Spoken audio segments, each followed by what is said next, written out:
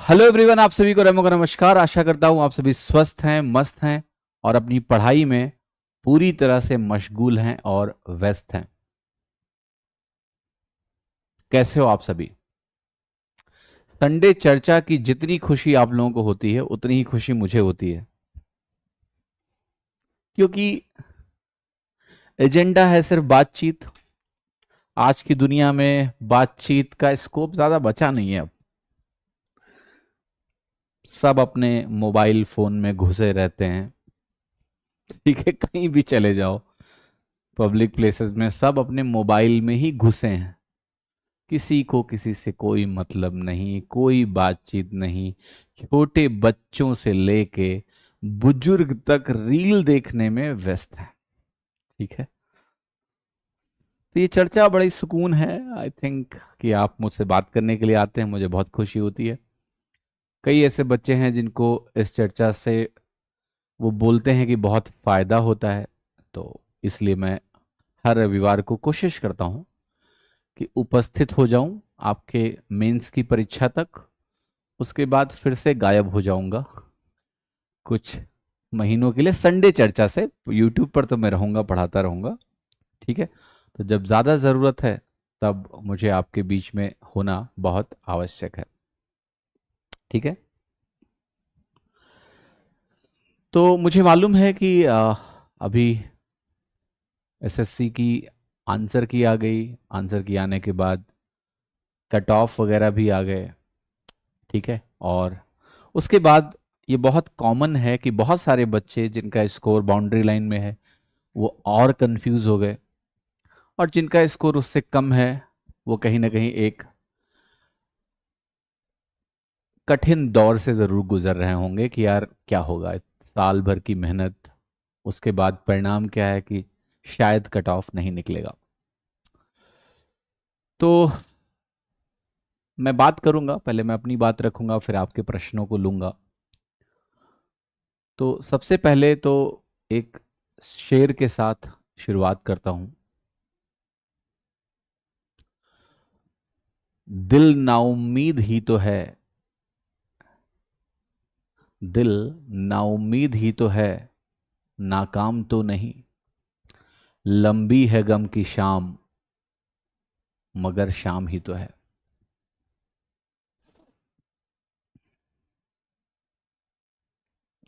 गलत पढ़ दिया मैंने शेर। ठीक है, फिर से पढ़ते हैं। दिल नाउम्मीद नहीं, नाकाम ही तो है। लंबी है गम की शाम, मगर शाम ही तो है। तो देखिए, हर चीज समय के साथ गुजर जाती है।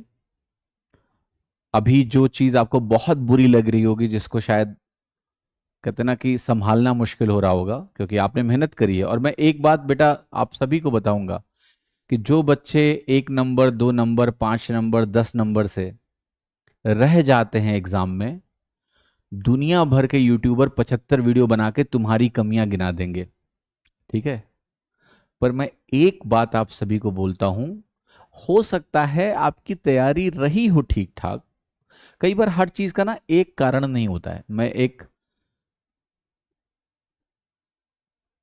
साइकोलॉजिस्ट को पढ़ रहा था और उन्होंने कहा कि किसी भी चीज का ना एक कारण होता ही नहीं है।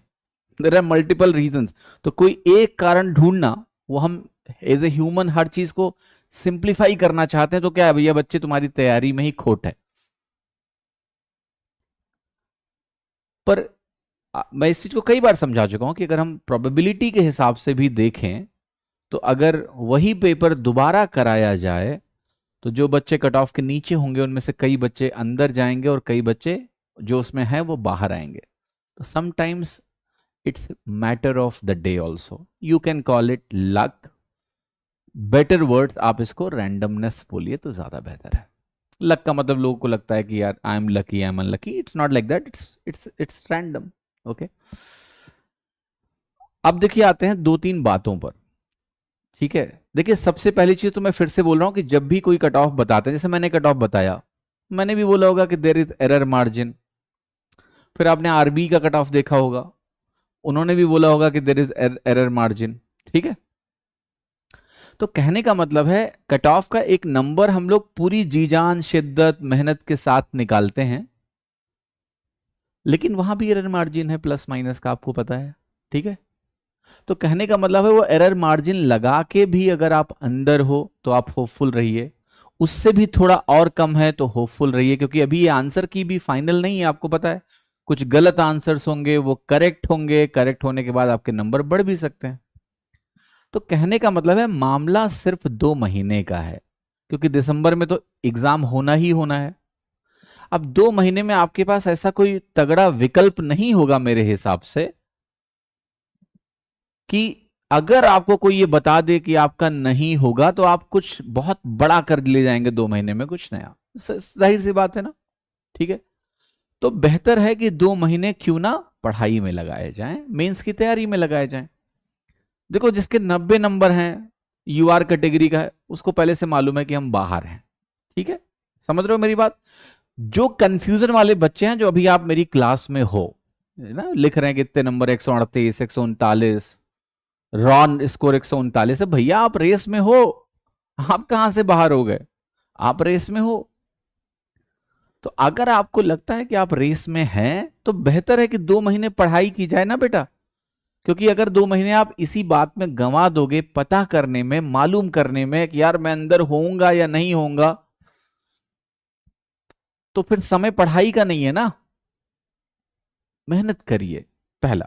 दूसरा मैं एक पॉइंट और बताना चाहता हूं, ठीक है, क्योंकि मैं साइकोलॉजी बहुत पढ़ता हूं इसलिए मैं कुछ बातें करूंगा, कि कई बच्चों का मैसेज मेरे पास ऐसा आ रहा है जहां पर वो इस चीज को एक्सेप्ट करने को ही तैयार नहीं है कि भाई नंबर मेरे कम क्यों हैं। ठीक है, तो मैं इसका असर बताऊंगा क्या है, फिर मैं आपके सवाल लूंगा, अभी मैं आपके सवाल नहीं ले रहा हूं। तो देखिए, एक 1980s में एक साइकोलॉजिस्ट थे, साइकोलॉजिस्ट, इन्होंने एक एक्सपेरिमेंट किया जिसका नाम था डार्टमाउथ स्कार एक्सपेरिमेंट के नाम से इसको जाना जाता है। ठीक है, जो साइंटिस्ट साहब थे इनका नाम था रॉबर्ट क्लेक, रॉबर्ट क्लेक। ये एक्सपेरिमेंट क्या था ये मैं आपको समझाता हूं, पहले समझिएगा, बहुत जरूरी है इस एक्सपेरिमेंट के बारे में जानना आप सभी के लिए। तो इन्होंने क्या किया कि कुछ लोगों को लिया जिनके ऊपर एक्सपेरिमेंट किया गया, और उनमें से आधे लोगों को मेकअप आर्टिस्ट के पास बिठा दिया गया और बोला गया कि आपके चेहरे पर हम एक बड़ा सा स्कार पेंट करेंगे। आपको स्कार का मतलब पता है ना, मालूम है कि नहीं मालूम है स्कार? आप तो कई बार फॉर्म भरते हो तो पूछता है, तो लिखते हैं scar on the left hand, like that. Scar मतलब समझ रहे हो? उन्होंने कहा बड़ा सा स्कार आपके चेहरे पे पेंट कर देंगे जो कि विजिबल होगा, पेंट करेंगे, फिर आपको इंटरव्यू देना है। उनको वो स्कार दिखाया भी गया शीशे में कि देखो इस तरह का स्कार जो है आपके चेहरे पे पेंट कर रहे हैं। बट मेकअप आर्टिस्ट लगा रहा और उसने अल्टीमेटली वो स्कार मिटा दिए, वो निशान मिटा दिए चेहरे के। बाद में उनको शीशा नहीं दिखाएगा, उनको पहले स्कार दिखा दिया गया कि देखो ऐसा स्कार जाएगा, फिर बोले थोड़ा सा और इसको बड़ा कर देते हैं, बट उस प्रोसेस में उन्होंने वो स्कार मिटा दिया, उनको बाद में शीशा नहीं दिखाया गया। तो आधे लोग इस फीलिंग के साथ इंटरव्यू देने गए कि उनके चेहरे पे बड़ा सा स्कार है, और आधे लोग इस फीलिंग के साथ गए इंटरव्यू देने कि भाई मेरे चेहरे पे स्कार नहीं है। तो जिन लोगों के चेहरे पे उनको पता था कि बड़ा सा स्कार बनाया गया है, उन्होंने उस इंटरव्यू के बाद जब उनसे पूछा गया तो उन्होंने कहा कि जो इंटरव्यूअर था, राइट, वो जजमेंटल था, वो उनके स्कार की वजह से उन्हें जज कर रहा था। ठीक है, इनको अनइजीनेस एहसास हुआ, इनको अच्छा नहीं लगा। ठीक है, मतलब they were not feeling easy in the interview. उनको लग रहा था कि इंटरव्यूअर जो है ना वो पार्शियल भी है, मतलब इनको सही से ट्रीट नहीं कर रहा है। द ओनली डिफरेंस वॉज कि इनके चेहरे पे एक स्कार बना हुआ है। लेकिन जिन लोगों के चेहरे पे स्कार नहीं था, उन्होंने इनमें से किसी भी चीज को डिस्प्ले नहीं किया। They were perfectly all right and fine. जबकि इंटरव्यूअर दोनों के साथ एक ही तरह से पेश आए, क्योंकि जो लोग इंटरव्यू कर रहे थे उनको किसी के चेहरे पे कोई स्कार दिखा ही नहीं था, तो सवाल ही नहीं उठता कि वो कोई पार्शियलिटी कर सकते थे। बट इन सारे लोगों ने इस तरह का बयान दिया कि हमारे साथ ऐसा हुआ है इंटरव्यू में।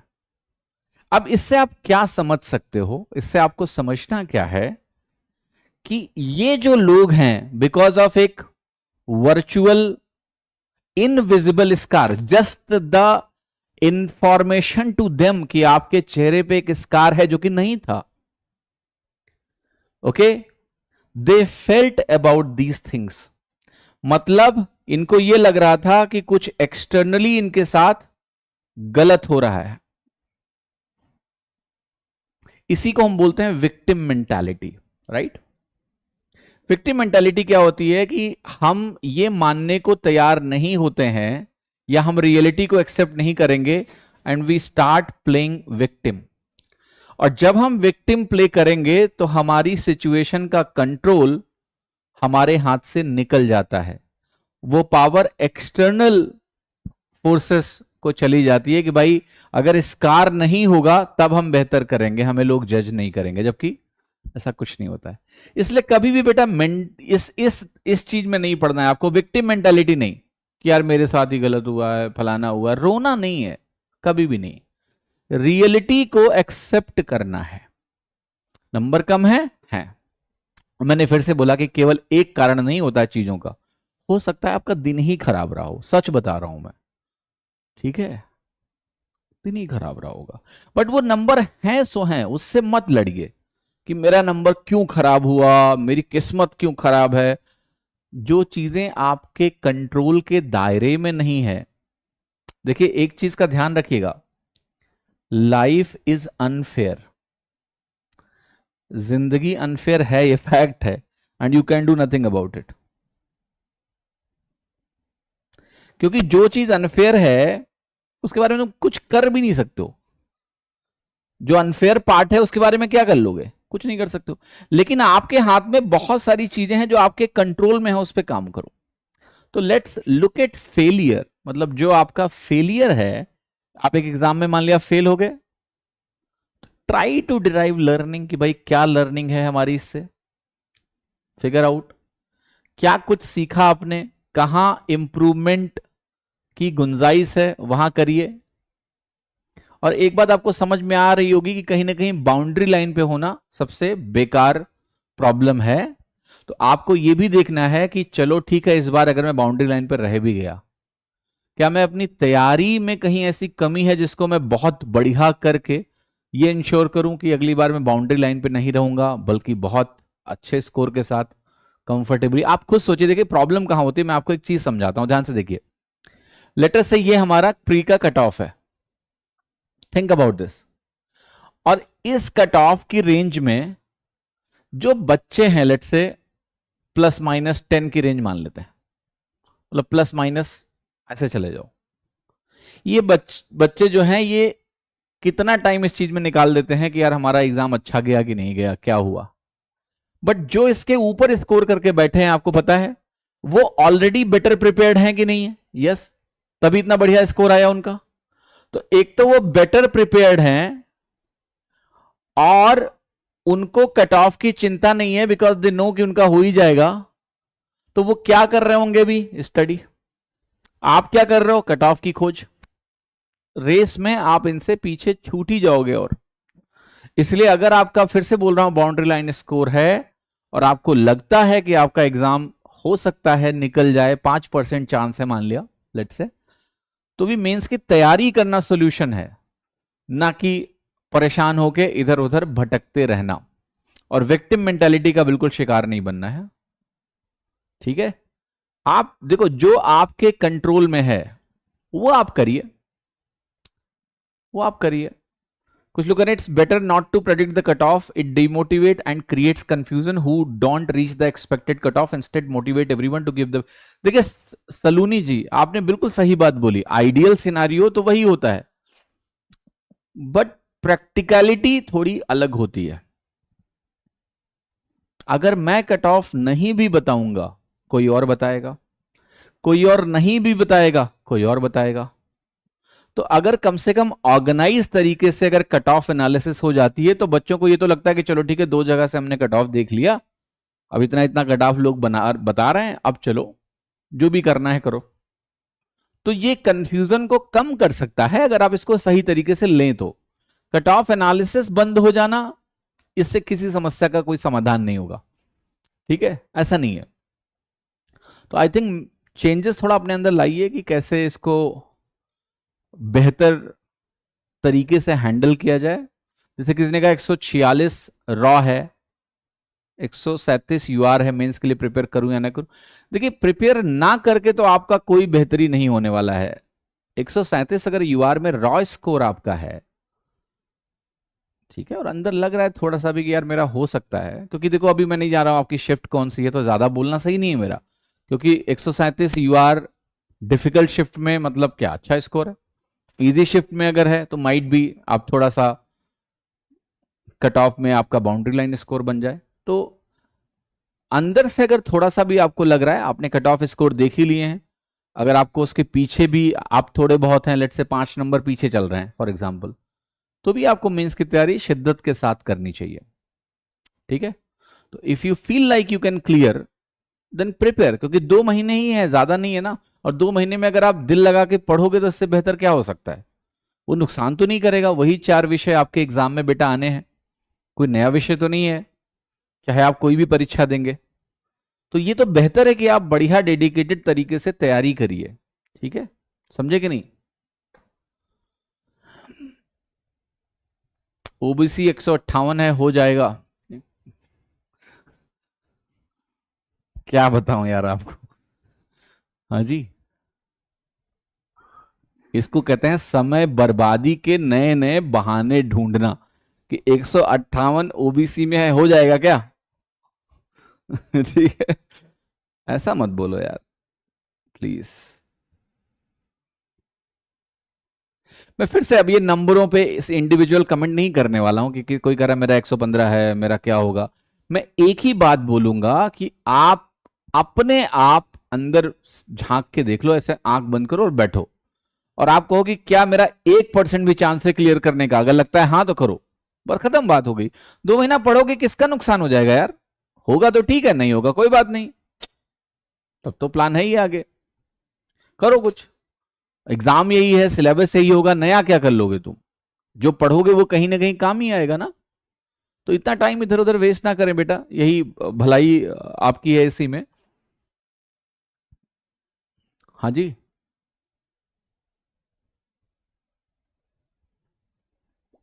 मैं फिर से रिपीट कर रहा हूं, देखिए कोई कह रहा है 143 मेरे नॉर्मलाइज है रैंक मित्रा के हिसाब से, तो मैं अंदर हूं या मैं बाहर हूं, ठीक है। देखिए मैंने आपको अपना कट ऑफ बता दिया है, मैंने आपको कट ऑफ कितना बताया है, ठीक है, ये नंबर्स मैंने कल बोले थे, ठीक है। तो इस हिसाब से तो आप क्लियर हो ना, फिर तो क्यों कंफ्यूज हो, तुम मुझी से क्यों पूछ रहे हो। ठीक है, मैं अपने कट ऑफ को थोड़ा ना बोल दूंगा गलत है, मैंने यही कट ऑफ निकाली कल, है ना, यही कट ऑफ रखी मैंने, सबसे पहले एनालिसिस करके आपको दी, ठीक है। अब इससे तो तुम पार हो ना, तो तुम तो मान के चलो कि तुम क्लियर हो यार। तुम्हें तो बस कहीं से कान में आवाज जाए कि हाँ ठीक है हो जाएगा, बस ठीक है पढ़ो, मेंस की तैयारी करो। शुभम सर की कट ऑफ से 1.8 कम आ रहा है। अजय जी, शुभम सर ने खुद ही बोला है +-3, और बताओ बोला है कि नहीं बोला है कि +-3 का एरर मार्जिन है, बोला है ना। तो 3 नंबर कम कर लो, ठीक है कि नहीं। मैंने तो बोला 5 कम कर लो। तो मैं क्या कह रहा हूं ना कि it is enough for you to prepare, क्योंकि इस चीज को आप समझो, आप इस लूप में ना पढ़ो कि जो भैया जिसका कट ऑफ 100% क्लियर है वो पढ़ रहा है, जिसका कट ऑफ 100% क्लियर है, लेट से किसी का 150 रॉ स्कोर है, मैं एक एग्जांपल दे रहा हूं तुमको। ये बच्चा मस्ती से पढ़ाई कर रहा है, हेडफोन लगा के गाने सुन रहा है और सोच रहा है कि अगले साल बढ़िया नौकरी लग जाएगी, फिर उसको प्रपोज करेंगे। और एक तुम हो कि 138 रॉ स्कोर लिए हो और तुम टाइम वेस्ट कर रहे हो। तो मैं वही कर रहा हूं ना, ये तो वही हो गया ना कि भाई प्रिपरेशन की जो इनइक्वालिटी गैप है वो तो बढ़ जाएगा। तुमको तो ज्यादा प्रिपेयर करने की जरूरत है यार इसको पीछे छोड़ने के लिए। वो पढ़ रहा है, तुम खाली बैठे हो, it's not going to work ना। ठीक है, मनोरंजन के लिए पूछ रहे हो तो अच्छी बात है, लेकिन बाकी तो पढ़ाई करो ना यार। सर क्या रैंक मित्रा का डेटा गलत है? अब यार ये मैं कैसे बता सकता हूं कि डेटा सही है या गलत है? ठीक है, देखो मैंने नॉर्मलाइजेशन के लिए उन पर रिलाई करने के लिए इसलिए बोला है, उसका एक कारण है। जैसे कट ऑफ एनालिसिस मैंने करी तो कट ऑफ एनालिसिस मैंने इंडिपेंडेंटली करी, ठीक है, और आपको सबसे पहले करके दी है। मतलब इसमें ऐसा कुछ नहीं है कि क्योंकि लेट करो तो लोगों को लगता है कि मैंने डेटा किसी का यूज कर लिया है, इसलिए मैंने सबसे पहले एनालिसिस करके डाल दी। ठीक है, और वो एनालिसिस हमने अपने डेटा से करी। लेकिन जहां तक नॉर्मलाइज्ड स्कोर का मामला है, ठीक है, अब जैसे ये नंबर अराइव करने के लिए हमें अपने एजम्पशंस यूज करने पड़ते हैं। ठीक है, तो मैंने ये बोला कि यार बेहतर है कि जिसके पास ज्यादा डेटा है उसका नॉर्मलाइज स्कोर वहां से देख लो। आप समझ रहे हो कि नहीं मेरी बात को? ये बोला मैंने कि आप वहां से देख लो, क्योंकि उनके पास सर्वे का डेटा ज्यादा है। Quantity is somewhere like 1 lakh 3 lakh के ऊपर ऐसे कुछ डेटा है उनके पास। तो as far as normalisation score is concern, अगर वो पीछे फॉर्मूला लगा के एनालिसिस कर रहे हैं तो it will give you little better idea then कि मैं कोई रैंडमली आपको नॉर्मलाइजेशन बोलूं कि देखो इस शिफ्ट का इतना नंबर बढ़ेगा, उस शिफ्ट का उतना नंबर बढ़ेगा। इट्स बेटर कि आप उनका नॉर्मलाइज स्कोर यूज कर लो, ये मैंने बोला। 143 यूआर इजिएस्ट शिफ्ट होगा क्या? यार मैं अगेन क्या बोल रहा हूं, आपका स्कोर बाउंड्री लाइन स्कोर है, ठीक है, बट 143 अगर आपको इससे ऊपर रॉ स्कोर अपना दिख रहा है तो फिर आप मेंस की तैयारी करो ना फिर, क्योंकि तुम्हें बाहर होने के लिए तुम्हारा स्कोर गिर जाना चाहिए, कम हो जाना चाहिए, तब जाके तुम बाहर होगे। समझ रहे हो आप कि नॉर्मलाइज हो तुम्हारा स्कोर गिर जाए? नॉर्मलाइज होकर 3 नंबर शायद आपका स्कोर नहीं गिरेगा। ठीक है, तो आप तैयारी करो, आप मेंस की पढ़ाई करो अच्छे से, डोंट वेस्ट योर टाइम यार, समय बर्बाद ना करें। क्योंकि अभी देखो सिर्फ प्रीलिम्स का बैटल नहीं है, प्रीलिम्स सिर्फ पहली सीढ़ी है, उसके बाद मेंस की असली लड़ाई है, नंबर उसके जुड़ने वाले हैं। तो वहां की तैयारी ना करके अगर आप टाइम वेस्ट करेंगे कंफ्यूजन में बेटा, तब तो आप अपने कॉम्पिटिटर को वॉक ओवर दे रहे हो, उसको 150 वाले को, कि जाओ यार तुम जीतो और हम तो यहाँ हम तो बिजी हैं अभी पता करने में कि प्री में होगा भी कि नहीं। वर्स्ट केस क्या होगा, मान लिया ना होगा आपका प्री में, तो पढ़ के क्या नुकसान हो जाएगा आपका? पढ़ो, तो बैठ के इसको सोच लो ना कि क्या नुकसान है। अगर नहीं पढ़ेंगे तो कोई फायदा नहीं है, हो भी जाएगा तो क्या कर लोगे मेंस में जाके?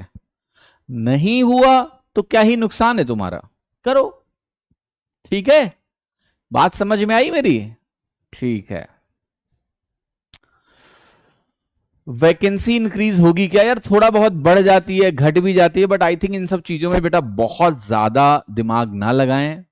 मैंने वही बोला कि बार बार आपको ये समझाया है, फिर से समझा देता हूं, ठीक, कि एक आपका होता है सर्कल ऑफ कंट्रोल और एक होता है सर्कल ऑफ इन्फ्लुएंस। तो इसको हम बोलते हैं सर्कल ऑफ कंट्रोल और एक होता है सर्कल ऑफ इन्फ्लुएंस, राइट। तो सर्कल ऑफ कंट्रोल वो चीजें होती हैं जिसके बारे में तुम कुछ कर सकते हो। जैसे कल तुम मैथ्स की प्रैक्टिस कर सकते हो 11 बजे आके मेरी क्लास में। सॉरी, कल 11 बजे क्लास ले नहीं पाऊंगा, मुझे डॉक्टर के पास अपॉइंटमेंट है मेरा, मैं बता रहा हूं आप खुद पढ़ के प्रैक्टिस कर सकते हो। तो मैं ये कह रहा हूं कि जो तुम्हारे कंट्रोल में चीजें ना, उन पे आप अपनी एनर्जी लगाइए, और जो सर्कल ऑफ इन्फ्लुएंस है, जिनके बारे में आप कुछ कर ही नहीं सकते हो, जैसे ये बाहर की चीजें हैं भाई कि वैकेंसी बढ़ेगी या नहीं बढ़ेगी, इसमें आपका क्या कंट्रोल है? कुछ नहीं। तो इस पे बहुत ज्यादा दिमाग मत लगाइए, बिकॉज एनीवे अगर बढ़ेगी तो उसका एडवांटेज आपको मिल ही जाएगा, सबको मिलेगा। और जब खबर आनी होगी आ जाएगी, लोग काम करते रहते हैं, इन सब चीजों के पीछे इतना इतना ज्यादा परेशान ना हुआ करें, ठीक है। देखो बेटा 126 यूआर का ये मतलब नहीं कि तुम फिर से समझो यार, आप लोग एक तो नॉर्मलाइजेशन नहीं समझते हो। पिछले साल जब 150 नंबर की कट ऑफ गई थी तो आपको याद है कि एक पर्टिकुलर शिफ्ट थ्री जिसके 24 नंबर बढ़े थे, आई थिंक वो 26 जुलाई की कोई शिफ्ट थी, I don't remember exactly the shift कौन सी थी, 2023 की बात कर रहा हूं, उसके 24 नंबर बढ़े थे। सो किस शिफ्ट में आप हैं, कठिन वाले में हैं, आसान वाले में हैं, उस बात पे निर्भर करता है कि आपके कितने नंबर बढ़ सकते हैं। तो आप कोई रैंडमली अगर मुझे रॉ स्कोर बताओगे तो मैं कैसे बोल पाऊंगा कि तुम्हारा होगा या नहीं होगा। हाँ जी, समझ में आई बात कि नहीं? Are you getting my point और नॉट? यस। तो मैं ये समझा रहा हूं कि केवल रॉ स्कोर देख के कि आप ये गलती तो करो ही मत यार, कि ये नॉर्मलाइज कट ऑफ है 140, अब तुम इसको अपने रॉ स्कोर से कंपेयर करके बोलो कि मेरे 16 कम है। जी नहीं, ये गलत बात है ना। पहले स्केल तो बराबर करो, पहले नॉर्मलाइज स्कोर तो देखो अपना। हाँ जी, चलिए, रैंक मित्रा पे किसी का 145 आ रहा है। यार आप मेंस की तैयारी करो, क्या चाहिए आपको और क्या चाहिए? मतलब तुम तो 145 अगर नॉर्मलाइज ला रहे हो तो तुम सबके हिसाब से क्वालिफाइड हो, फिर तुम्हें क्या चाहिए और? हाँ, डांडिया करो तुम जाके आज, उसके बाद पढ़ाई करो कल से।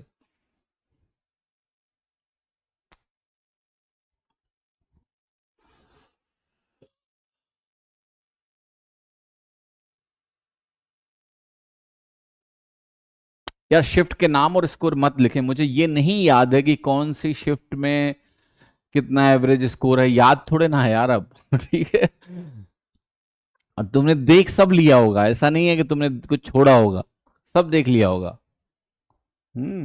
बस ये देख लो, अगर आपका नॉर्मलाइज स्कोर इसके आसपास है तो ठीक है, फिर पढ़ाई करो अपनी। कट ऑफ के अलावा कोई बात ही नहीं करोगे आज? मुझे लगा था यार तुम लोग थोड़ा और इधर उधर की बात करो।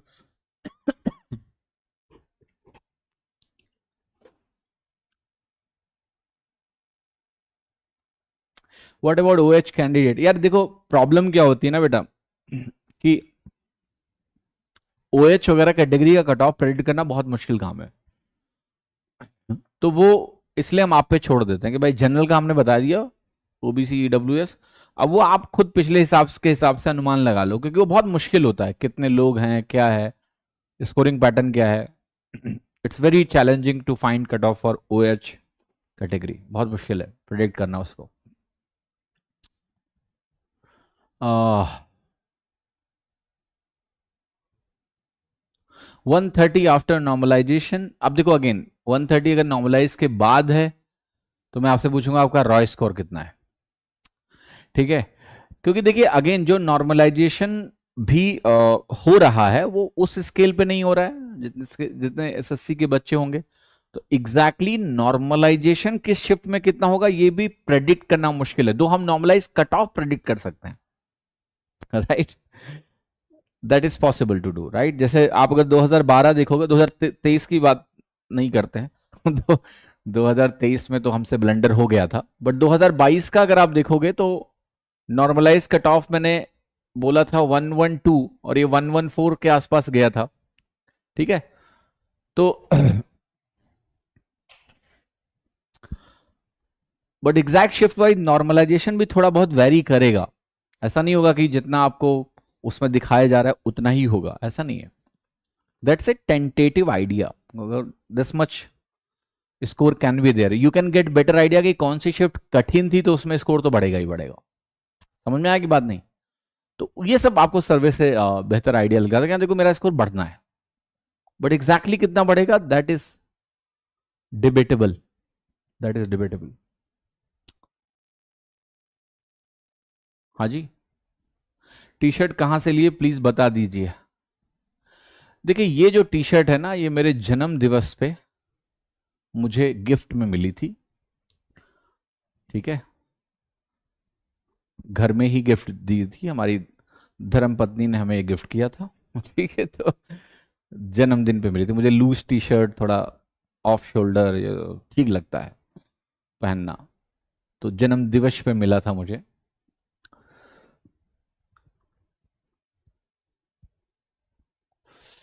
हम्म,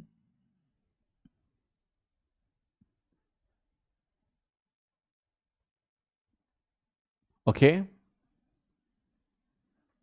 कोई और सवाल पूछिए, कटाफट आप छोड़ दो, अब हो गया। अब मैंने बता दिया कि यार देखो, एक दो तीन चीजें मैं कह रहा हूं, अपनी आंखें बंद करो। अब तुमने सबके कट ऑफ देख लिए हैं, अंदर से थोड़ा सा पूछो कि यार है कुछ चांस क्या।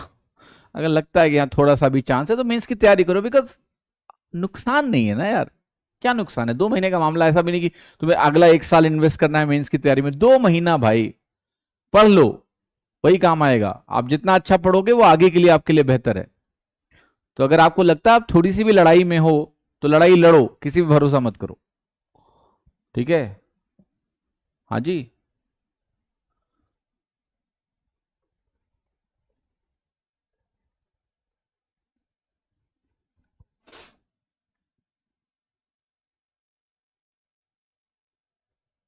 2025 में आपका बैच, देखो बैच तो आएगा,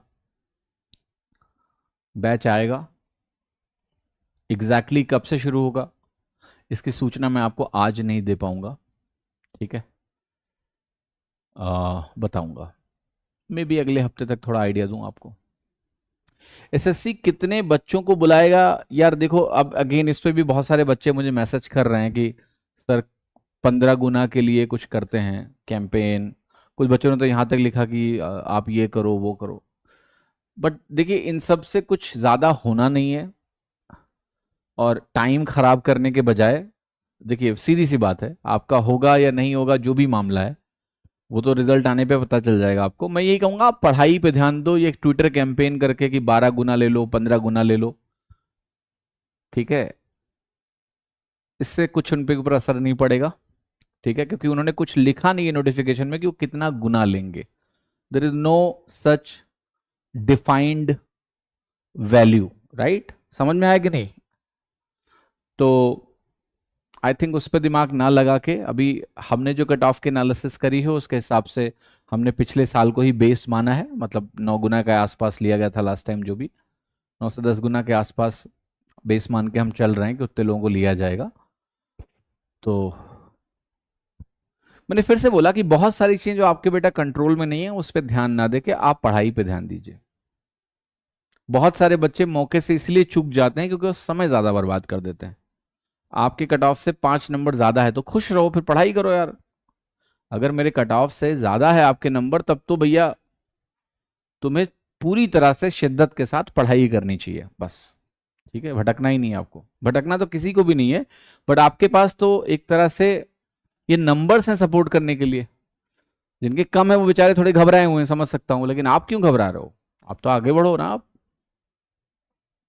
प्रोबेबिलिटी का मैराथन देखो कराना बेटा, मेरे पैर में ना थोड़ी तकलीफ हो गई है, मेरे पैरों में कुछ इंजरी हो गई है जिससे मुझे ज्यादा देर तक खड़े होने में बहुत दर्द होता है, पैर में चलने वलने में भी दर्द होता है, ऐसी हालत है। और वो रैमोथॉन है बहुत लंबी, मतलब 6 घंटे की क्लास है, इसलिए मुझे वो क्लास टालनी पड़ी, है ना। तो अभी डॉक्टर से एक बार समझना है कि क्या समस्याएं हैं भाई, कुछ बिगड़ ना जाए ज़्यादा।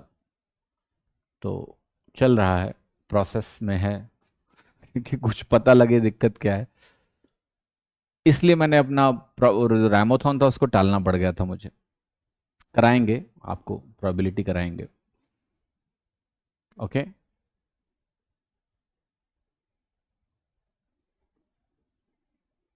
आपके मैराथन से बहुत हेल्प मिली, बहुत बहुत धन्यवाद सर। आपकी सेवा में मेंस की तैयारी में भी हाजिर रहेंगे, कोशिश करेंगे कि आप आपकी हेल्प कर पाए। अभिजीत जी बहुत बहुत धन्यवाद ये बताने के लिए हमें। डीपीक्यू मेंस के लिए सही रहेगा या नहीं, देखिए डीपीक्यू बहुत अच्छी चीज है मेंस के लिए, मैं उस पर जानबूझ के बहुत ज्यादा मेंस नहीं लिख रहा हूं, सीजीएल मेंस 2024 बट आप एक बार क्लास करके देखो डीपीक्यू, अभ्यास डीपीक्यू डेली प्रैक्टिस क्वेश्चन जो मैं करा रहा हूं सुबह 11 बजे, आप 2x पे देखो उसको, दुगनी गति पे देख लो, समय बचा लो, बट उसको देखो, आपको समझ में आएगा कि यार यस, इससे आपको अप्रोच में फायदा जरूर होगा। ठीक है। एग्जाम और रिक्रूटमेंट का क्या हुआ? देखिए रिक्रूटमेंट सुपर मार्क्स का मैं नहीं देखता हूं। ठीक है। जब फैकल्टी का रिक्रूटमेंट होता है तभी मेरा रोल होता है उसमें। बाकी सुपर मार्क्स में जो कंटेंट डेवलपर का रिक्रूटमेंट है उसका प्रोसेस जो है टीम फॉलो करती है पूरा, तो उसके बारे में मुझे मतलब मैं उस प्रोसेस का हिस्सा नहीं हूं। ठीक है। उस डिसीजन मेकिंग का मैं हिस्सा नहीं हूं। वो टीम को मालूम है कि कैसे लोगों को लेना है, किस तरह से उनको प्रोसीड करना है, वगैरह वगैरह। ठीक है। तो मैंने ये टेलीग्राम पे ही अपने देखा था कि शायद जितने भी लोगों ने अप्लाई किया है उसमें उन्होंने कुछ मेंशन किया था कि इतने लोगों ने फॉर्म भर दिया है तो धीरे धीरे करके हम कॉल कर पाएंगे। तो वो टीम सेपरेट है, वो अलग अपना काम देखती है, मैं उसमें हस्तक्षेप नहीं करता हूं। नवरात्रि की हार्दिक शुभकामनाएं, आपको भी बहुत बहुत शुभकामनाएं। 134 यूआर हो सकता है क्या? बिल्कुल हो सकता है यार, क्यों नहीं हो सकता है? नॉर्मलाइज 139 है, हो सकता है क्या? हो सकता है। ठीक है। क्योंकि देखिए अगेन नॉर्मलाइज स्कोर का मतलब ये नहीं कि आपका एग्जैक्टली इतना ही नॉर्मलाइज स्कोर रहेगा, it can vary, it can vary. तो let's hope it varies in your positive side. भाई अगर सोचना ही है तो बुरा क्यों सोचें, अच्छा सोचें। तो normalised score can vary, okay, क्योंकि नंबर ऑफ जितने लोग हैं वो बढ़ेंगे, सैंपल साइज बढ़ेगा, एग्जैक्टली एग्जाम में ज्यादा लोगों ने एग्जाम दिया होगा, तो आपका स्कोर वेरी करेगा नॉर्मलाइज स्कोर। तो let's hope it is on the positive side और आप इसको क्लियर कर जाएं। ठीक है। परेशान नहीं होना है इसको लेके। Okay. Sir I studied from arjuna batch, score 50/50। Thank you यार, थैंक यू बताने के लिए। अर्जुना बैच के बहुत सारे बच्चों का मैसेज आया है कि उन्होंने अच्छा स्कोर किया है, तो बहुत खुशी है मुझे कि आप लोगों की यात्रा में मैं थोड़ा, मेरा सहयोग रहा है। हाँ जी। सुपर मार्क्स होगा कि नहीं? जरूर होगा, क्यों नहीं होगा। अभी आप लोग पहले कट ऑफ का मामला सेटल कर लो, तब हम शुरू करेंगे। हाँ जी, तब हम शुरू करेंगे।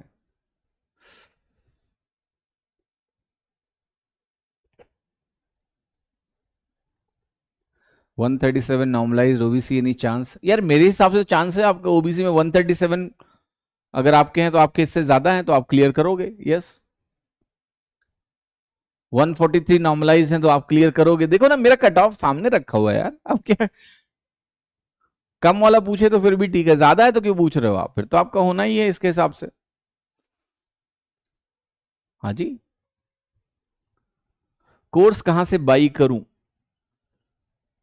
देखिए पहली बात तो यह कि अभी मैं यूट्यूब के सेशन में कोर्स की बात करना ही नहीं चाहता हूं। ठीक है। उसका कारण सिंपल है, टाइम चल रहा है कट ऑफ का, है ना। To be impartial I believe कि जो भी कोई भी ऐसा वीडियो जो मैं कर रहा हूं जिसमें कट ऑफ की बातें हो रही हैं उसमें मुझे कोर्स की बात नहीं करनी चाहिए। बिकॉज अदरवाइज क्या होता है, लोगों के दिमाग में ये भी मैसेज जाता है कि शायद मेरा कोई हिडन मोटिव हो। ठीक है। इसलिए मैंने कोर्स की बातें करना बंद कर दिया है। ठीक है। स्पेशली जब मैं किसी गाइडेंस सेशन में हूं या फिर लेट्स से कट ऑफ की बातें कर रहा हूं जो कि सेंसिटिव मामले हैं। ठीक है। तो उसमें ऐसा नहीं होना चाहिए कि आपको लगे कि अरे हाँ वीडियो लेके आए फिर देखो कोर्स बेच दिया, नहीं। ठीक है। तो बाद में किसी दिन बात कर लेंगे कोर्स की।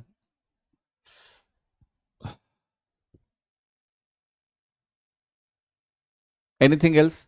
कोई और चीज पूछो, अब ये कट ऑफ छोड़ दो। ठीक है। इसके अलावा कुछ बात करो।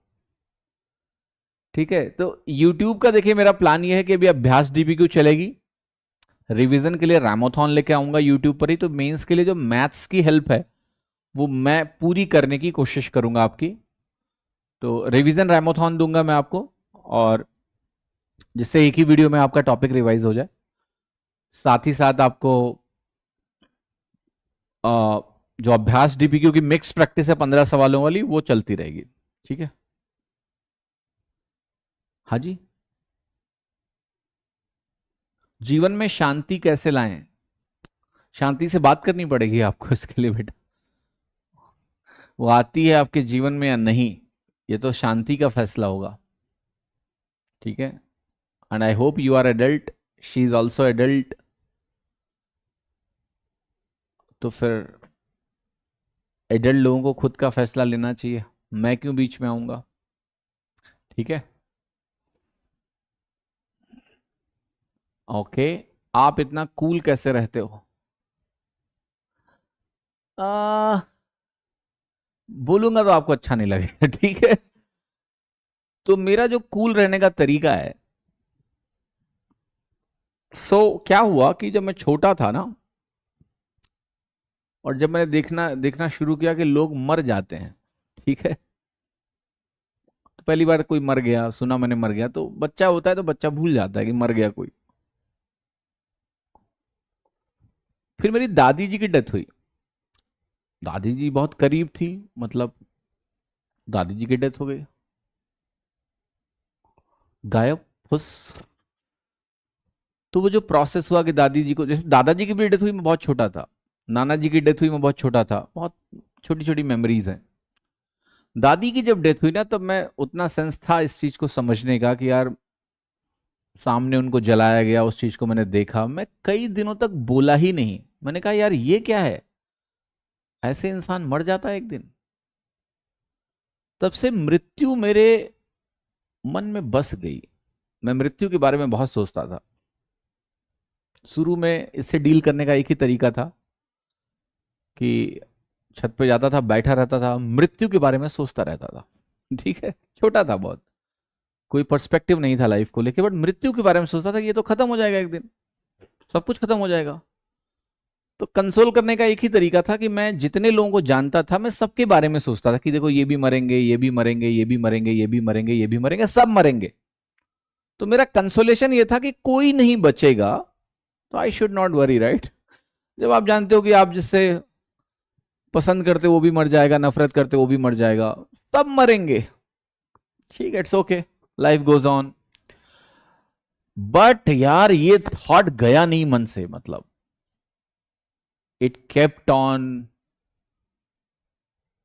Troubling me again and again, again and again, again and again, right. Sometimes to the scale that मुझे लगा कि लाइफ में ना एसेटिक बन जाओ। ठीक है, ये भी हुआ मेरे साथ, और ये वो बहुत दूर की बात नहीं, मैं 12th के आसपास की बात कर रहा हूं, 12th के जस्ट बात की बात बता रहा हूं कि मुझे लगा कि आई शुड बिकम एसेटिक, मुझे संत या साधु बन जाना चाहिए, मोह माया छोड़ो, ये आईआईटी पाईआईटी पैसा कमाना बेकार है, सब मरना ही एक दिन, क्या करना है सब। ठीक है,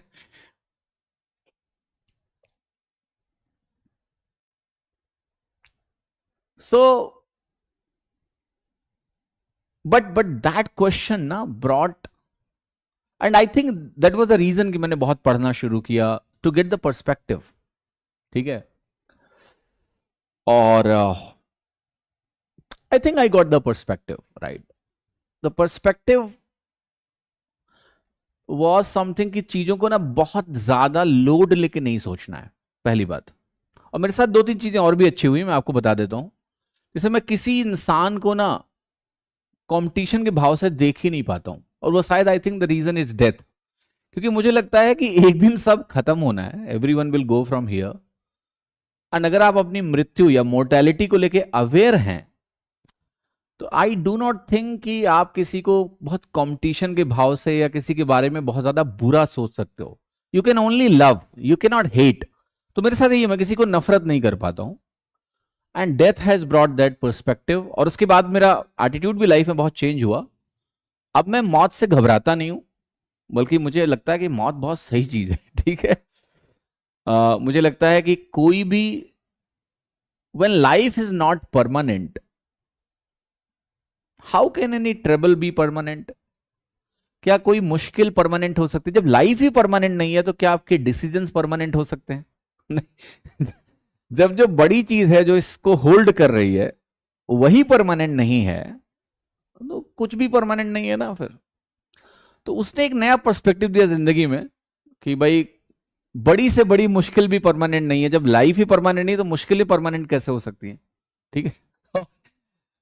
तो I think the mortality brought that piece जो आप देखते हो, शायद द कूलनेस जो आप देखते हो, क्योंकि मैं बहुत ज्यादा फिक्र नहीं करता हूं चीजों की, क्योंकि कोई फायदा नहीं है। ठीक है, बट दिल से काम करता हूं। अब मेरी सोच वो नहीं रही जो पहले हो गई थी 12वीं के कुछ दिनों बाद। मैंने अपने एक दोस्त से बोला था कि मैं सब कुछ छोड़ के ना साधु बनने जा रहा हूं, सन्यास लेना है मुझे, और तुम ये बात मेरे घर पे कन्वे कर दो। ठीक है। उसने बोला पागल हो गए हो क्या? उसने बोला तुम महीने भर का टाइम दो हमको, ठीक है, अभी कुछ बोलना नहीं घर पे। भाई घर वालों की भी उम्मीदें होती है ना। तो उसने मुझे बहुत समझाया, सही दिशा उसने भी दिखाई, ऐसा नहीं है। उसने बोला अभी ये सब ड्रामा मत करो। ठीक है, घर वाले दुखी हो जाएंगे, टेक योर टाइम, हड़बड़ी में कुछ ऐसा ना करो। एंड देन धीरे धीरे करके मुझे पर्सपेक्टिव लगा और मुझे लगा कि ठीक है, मैं जिंदगी भर चीजों में इन्वॉल्व रहूंगा, और काम करूंगा। Yes, I will work, I will help people, but the thing is कि being aware of the mortality every single moment and every single day helps me to not take that much load. मैं जिंदगी में बहुत रशी नहीं हूं, अगर आपने देखा होगा, तो आई एम क्वाइट सेटल्ड। ठीक है, so death became the motivation. Death became the motivation that when life is not permanent, then how can anything be permanent? The happiness, the failure, the sadness, nothing will be permanent. So वो मुझे, उसने मुझे एक अच्छा perspective दिया जीवन में। और आ, बाकी तो ठीक है, बाकी पढ़ने वढ़ने से भी मुझे लगता है कि जब आप चीजें पढ़ते हो, नॉलेज बढ़ती है चीजों की, तो आप कहीं ना कहीं शांति हो जाते हो। मतलब मैंने आज तक नहीं देखा कि कोई बहुत पढ़ा लिखा व्यक्ति या ज्ञानी व्यक्ति चिल्ला के बात करता हो, मैंने नहीं देखा सीरियसली। अगर कोई बहुत पढ़ा लिखा है, लर्नेड आदमी है, जिसने खूब पढ़ रखा है जीवन के बारे में, तो जितना वो पढ़ता है उसको अपने कम होने का एहसास होता रहता है। ठीक है, कि भाई मैं कितना कम जानता हूं, यूनिवर्स में कितना कुछ है, तो वो ईगो खत्म होने लगती है। ठीक है, so more you read, the more knowledge you gain, the less you become. आप कम होने लगते हो। ठीक है, तो वो भी होता है, तो उसका भी असर है, बहुत सारा कुछ पढ़ने का असर है। मेरी पर्सनालिटी में बहुत चेंज आया पढ़ने से। तो कई चीजों का मिक्सचर है। बाकी ज्यादा लोड नहीं लेना चाहिए लाइफ में। मुझे भी लगता है आप तैयारी भी करो, आप शिद्दत से करो, मेहनत से करो, सब कुछ करो, बट इतना लोड मत लो। ठीक है, और सारी चीजें कुछ ही दिनों के लिए होती हैं। अभी आपकी जो समस्या भी है, आप जैसे अभी कट ऑफ में उलझे हुए हो, कुछ दिनों बाद सेटल हो जाएगा। तो समय समय पे ना धैर्य बना के रखो, पेशेंस बना के रखो। और ऐसा भी नहीं है, मैं इस बात को नहीं मानता हूं, मैं फिर से रिपीट कर रहा हूं, मैं इस बात को नहीं मानता हूं कि इसको इस पर्सपेक्टिव से, कई लोगों को मैंने देखा है ना कि इस चीज को वो इस तरह से यूज करेंगे कि यार एक दिन तो मरना ही है, तो कुछ करना ही नहीं है। एक टाइम पे मैं ऐसा सोचता था, बट ऐसा नहीं है। लाइफ में आप इन्वॉल्व रहिए। हाँ भाई, आप जिस, कहते ना कि धरा पे आए हो और ईश्वर ने आपको यहाँ भेजा है, तो जो चीजें हैं उसमें इन्वॉल्व हुई है। ऐसा थोड़ा ना कि छोड़ के भाग जाना है, उसमें इन्वॉल्व करिए, पूरी शिद्दत के साथ आप काम करिए, मेहनत करिए, सब करिए। बट वो जो एक पर्सपेक्टिव है ना जीवन का, वो पर्सपेक्टिव भी सही लेके चलो आप, तो बहुत सारी चीजें आपकी सेटल्ड रहेंगी। हाँ जी, चलिए ये सब बातें हटाओ। ये सब बातों में ज्यादा गहरा उतरेंगे तो आपको लगेगा अरे बाबा बन गए। ठीक है।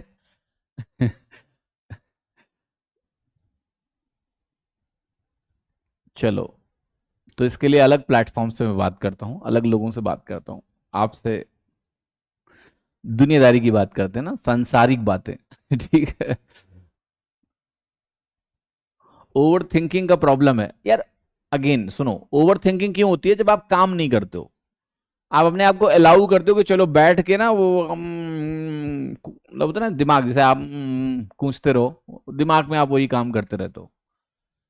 आप कभी भी ध्यान रखिएगा, आपका मन रुकने वाला नहीं है। आप सोचो कि मन रुकेगा तब हम पढ़ेंगे, मन रुकेगा ही नहीं तुम्हारा, मन नहीं रुकेगा तुम्हारा। लेकिन अगर आप किसी ऐसे काम में बिजी हो जाओ जिसमें आपका मन रम जाए, देखो आप विचार कहां चले जाते हैं कुछ पता ही नहीं होता है, थॉट्स वैनिश। तो ऐसा नहीं है कि थिंकिंग या मैं मेरे दिमाग में कोई थॉट ही नहीं चलता है, अरे मेरे दिमाग में बहुत थॉट्स चलते हैं यार, तरह तरह के आइडियाज, तरह तरह के थॉट्स, मतलब सोच भी नहीं सकते हो कितना चलता है। बट जैसे मैं अभी आपसे बात कर रहा हूं तो वो है कहीं बैकग्राउंड में होगा, मेरा पूरा फोकस आपसे बात करने में है। यही होता है कि आप जो काम कर रहे हो अगर आप उसमें लग जाओ, इन्वॉल्व हो जाओ अच्छे तरीके से। कोई कह रहा है आप फलाने बन गए, अरे I am not a motivator बेटा, पहली बात, ठीक है। मैं मोटिवेटर नहीं हूं, मैं टीचर हूं, पढ़ाता हूं। अब कोई सवाल करेगा तो उसका जवाब तो दूंगा ना मैं, ठीक है कि नहीं दूं? है for humans everyone should question about their purpose. यार ये सब छोड़ो, फर्जी बातें। There is no purpose of life. अगर आपको लगता है किसी हायर पर्पस के लिए तुम पैदा हुए, कोई पर्पस नहीं है ठीक है। इन सब चीजों में बहुत गहराई में मैं उतर चुका हूं। लाइफ का कोई पर्पस नहीं है that you are born for with a certain purpose. चुपचाप एक सामान्य जीवन जियो, बढ़िया सा, परिवार एक अच्छा होना चाहिए, है ना, घर वालों को खुश रखो, जो आपकी आने वाली एक फैमिली होगी उसको खुश रखो, ठीक है, सेहत का ख्याल रखो, अपनी मोर्टेलिटी का भी ख्याल रखो और चिल करो बहुत ज्यादा। मतलब मैंने देखा लोग उनको लगता है कोई जिंदगी में बड़ा हायर पर्पस है, कुछ नहीं है, कोई पर्पस नहीं है लाइफ का, ठीक है इतना मत सोचो, इतना जो है दिल लगाने की जरूरत नहीं है। सर आप जॉब करते हो? नहीं यार बलदेव जी, मैं जॉब नहीं करता हूँ, जॉब अब छोड़ के यही करता हूँ जो कर रहा हूँ अभी। हाँ जी। बीबी सुंदर होनी चाहिए, अब इसके बारे में मैं क्या बताऊं यार ठीक है। हाँ जी। मेरा एक दोस्त था, उसकी शादी तय हुई और बहुत दिनों बाद तो शादी तय हुई उसकी। जो लड़की देखता था उसको लगता था कि लड़की सुंदर नहीं है, ठीक है। फाइनली एक शादी फाइनल हुई उनकी, मुझे बहुत खुशी थी कि चलो हो गई इनकी शादी फाइनल। फिर उनका एक दिन मेरे पास फोन आया, वो दिल्ली आए थे, दिल्ली से उन्होंने मुझे फोन किया, बोले रवि यार। मैं कहा क्या हुआ? बोले मैं बहुत दुखी हूँ। मैंने कहा क्या हुआ? कह रहे यार वही शादी का मामला है। हम कहा शादी तुम्हारी फाइनल हो गई ना अब तो? कह रहा वो तो ठीक है, लेकिन आज मैं दिल्ली आया था और दिल्ली मेट्रो में जब मैं बैठा तो मुझे बहुत सुंदर सुंदर लड़कियां दिखी और मुझे लगा कि मैंने जल्दी में शादी फाइनल कर ली है, और भी सुंदर लड़कियां मिल सकती थी मुझे। गुस्सा बहुत आई, बट मैंने गुस्से को काबू में किया और मैंने कहा कि बात तो तुम सही करो। तो मैंने कहा एक बार जाके अंकल से बात करो ठीक है।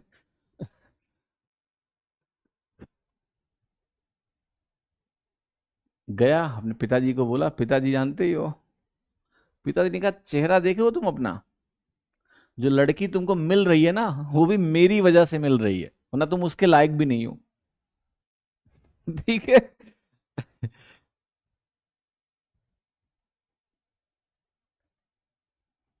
फाइनली भाई साहब को बुद्धि आई, शादी हुई वो। हाँ जी। तो ये सब बड़े सब्जेक्टिव मामले हैं कि किसको कौन सुंदर लगता है, और सुंदर का मतलब इट्स नॉट, कई बार हम सुंदर का मतलब समझते हैं कि फेयरनेस, जो कि हमारे पाश्चात्य संस्कृति ने हमारे दिमाग में भर दिया ना कि fair skin is a better skin, मतलब सुंदर। सुंदरता एक सब्जेक्टिव सब्जेक्टिव टर्म है, ठीक है। कोई भी व्यक्ति आपके लिए सुंदर हो सकता है, ठीक है। तो रंग पे नहीं जाना है कि कलर फेयर है तो वो सुंदर है, ठीक है। पहले नौकरी ढूंढो, कहाँ ये शादी और इस चक्कर में पड़ गए हो तुम अभी? जॉब ढूंढो अपनी पहले। मेरा 182.5 आया है मौर्य जी, बहुत बहुत बधाई सर, बहुत बहुत बधाई। Please add different exam PYQs in your sheets specially SSC। यार देखो क्वेश्चंस जो है ना बेटा, वो ऐसा नहीं कि उसमें PYQ नहीं है, हमने टैग नहीं लिख रखा है कि PYQ है नहीं है क्या है, क्योंकि हमें लगता है तुम उसमें मत उलझो, DPQ की क्लास में ध्यान दो उसको सीखने में, ठीक है। बाकी ऐसा नहीं कि उसमें प्रीवियस ईयर क्वेश्चंस नहीं है, या उसमें प्रीवियस ईयर क्वेश्चंस टाइप के क्वेश्चन नहीं है, होंगे, ऐसा नहीं है। मेंस कब होगा? दिसंबर बोला है उन्होंने, मान के चलो कि भाई चलो 7 दिन बाद शुरू हो जाएगा, 7-8 तारीख को। जैसे सितंबर अक्टूबर बोला था, 9 सितंबर को एग्जाम करा लिया था उन्होंने शुरू, तो दिसंबर बोला है तो 9 दिसंबर, मतलब आप ऐसे मान के चलो दिसंबर फर्स्ट वीक में भी एग्जाम हो सकता है, तो तैयार उसके हिसाब से रहो।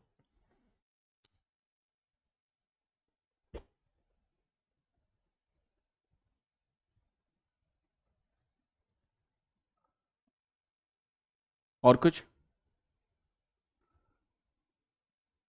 नॉर्मलाइजेशन में कितने नंबर ऐड होंगे? यार इसका मतलब आपको नॉर्मलाइजेशन ही नहीं आता है। ऐसे कोई कैसे सवाल पूछ सकता है कि नॉर्मलाइजेशन में कितने नंबर ऐड होंगे? बहुत सारे वेरिएबल्स होते हैं, कौन से शिफ्ट है, 36 शिफ्ट थी आपकी, तो कितना ऐड होगा, कहाँ ऐड होगा, ये बहुत चीजों पर निर्भर करता है। तो ऐसे सवाल मत पूछो कि नॉर्मलाइजेशन में कितना नंबर ऐड होगा। अगर सबके बराबर बराबर नंबर ही ऐड होने होते तो नॉर्मलाइजेशन करने की जरूरत क्या थी? ठीक है, समझे कि नहीं? फिर आगे आप इतना कूल कैसे रहते हो? बता दिया मैंने, समझा दिया सबको, ठीक है।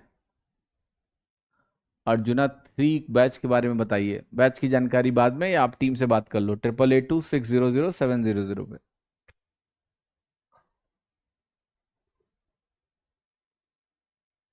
Should I skip CPO physical for CGL preparation? I don't think you should skip. Okay? Try to give both. देखो अगर दो अपॉर्चुनिटी तुम्हारे हाथ में आ रही हैं तो छोड़ना क्यों है भाई कि सीपीयू का मेडिकल छोड़ दोगे, फिजिकल छोड़ दोगे और फिर ये करो, उसका भी करो इसका भी करो, ठीक है। छोड़ काहे रहे हो? हाँ जी। बाकी अगर कोई बेटर रीजन आपके पास है तो दैट्स डिफरेंट थिंग, वो आप खुद डिसाइड करिए।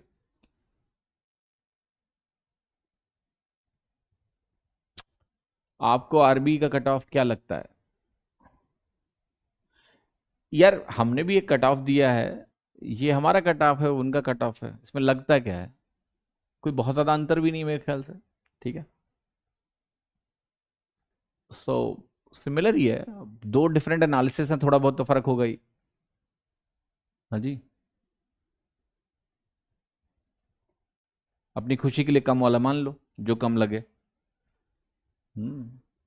How to build a discipline, 1 हफ्ते बाद टूट जाता है,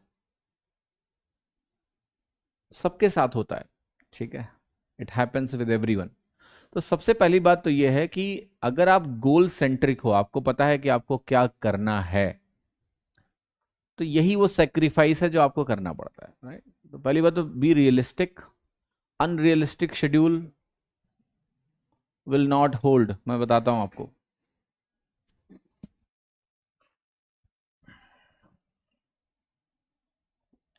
सो देखिए आप सभी का ना एक बेसलाइन है, बेसलाइन समझाता हूं मैं आपका। बेसलाइन का मतलब आप मान सकते हो कुछ एवरेज स्टडी आवर्स जिसको बोलते हैं। तो लेट्स से आपने किसी दिन 14, जैसे कोई अगर सोशल मीडिया पे एक फोटो शेयर करता है फॉर एग्जांपल, तो क्या करता है, वो अपना बेस्ट मोमेंट शेयर कर रहा है। जैसे आपने देखा होगा इस समय की SSC के जो टॉपर्स है ना, वो खूब अपने फोटो वगैरह शेयर करेंगे, वर्दी में फोटो डालेंगे वगैरह वगैरह, खूब इंस्टाग्राम पे दिखाते हैं अपने positive side. But what do you think, इसका क्या मतलब है कि वो बड़ी लैविश लाइफ जी रहे हैं? ऐसा कुछ नहीं है। ठीक है। जो समस्याएं हैं, जो वो रोजमर्रा की प्रॉब्लम्स हैं, सुबह उठ के ऑफिस जाने का मन नहीं करता है, ये सब नहीं बताएंगे तुमको, ठीक है भाई। नौकरी पे जाना रोज आसान काम है क्या? कौन नौकरी पे जाना चाहता है अनटिल अनलेस वहां तुम्हारी गर्लफ्रेंड हो, या कोई ऐसा है जो पोटेंशियल गर्लफ्रेंड हो। नहीं जाना चाहते लोग नौकरी करना। सैलरी में इंटरेस्ट होता है, नौकरी में किसको इंटरेस्ट होता है? ठीक है, बट वो नहीं बताएंगे। वो दिखाएंगे ये देखो तैयार हो गए, ये टैग डाला होम मिनिस्ट्री का और चल दिए। ठीक है, तो they only so the positive side of it, right. जैसे तुम किसी दिन 12 घंटे पढ़ लोगे, तुम दुनिया में गा के सुनाओगे हमने 12 घंटे पढ़ाई कर ली, बट सबका ना एक बेसलाइन होता है, एक एवरेज होता है। तो जब आप एक शेड्यूल तैयार करते हो कि मैं ये करने वाला हूं, तो आप कहीं ना कहीं अपने स्टेटस क्वो को चैलेंज कर रहे हो, अपने दिमाग को चैलेंज कर रहे हो।